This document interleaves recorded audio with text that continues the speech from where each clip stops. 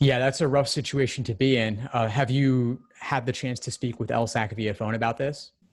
Unacceptable. Jesus. Yeah, they're overwhelmed, but over-promising and under-delivering is not the way to achieve good customer service. I hope that you'll hear from them soon, but soon is kind of vague and open-ended. Then there's obviously the fact that law schools want those scores and they may not want to wait another month and a half to get them.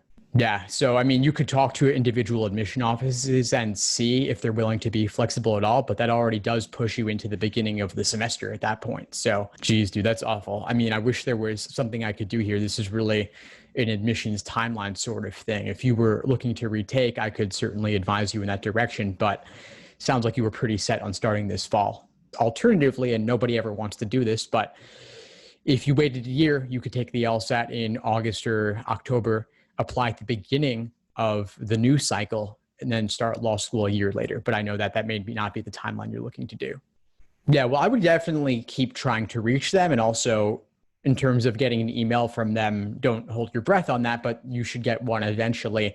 If you're looking to call them, I would just look to call the second the phone lines open in the morning, because as you experienced yesterday, I imagine, lots of hold times, lots of waiting.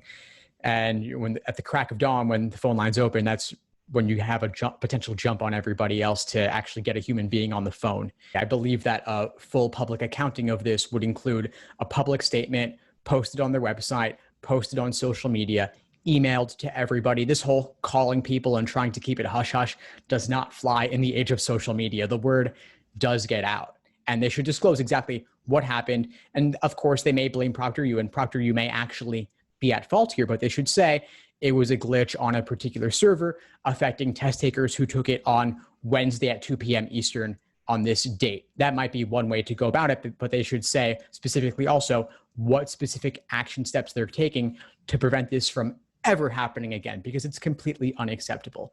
Back in the days of the paper LSAT, they would ship physical test booklets, and then they could say, well, FedEx lost this particular set of packages, also unacceptable. But we all get that things can get lost in transit. But with data and bits, there's always an ability to make a copy and store a backup somewhere. And something as serious as this, yeah, no, I don't get it. I don't get it at all. And they need to come clean on this one. They're just trying to figure out how to edit their public statement with all the public relations stuff on it. And they're a bureaucracy, so I don't expect them to totally get on their knees and beg for forgiveness or anything, but they need to be doing more than what they're doing. Just giving people a refund and a free retake and 4 score reports and school reports is not nearly enough. I think that they should never take another dime of your money ever again. No fees of any sort. And they should also cover your law school application fees too, just because, you know, they're sitting on $200 million in assets. They're paying themselves. The top 10 employees are all getting 6-figure salaries.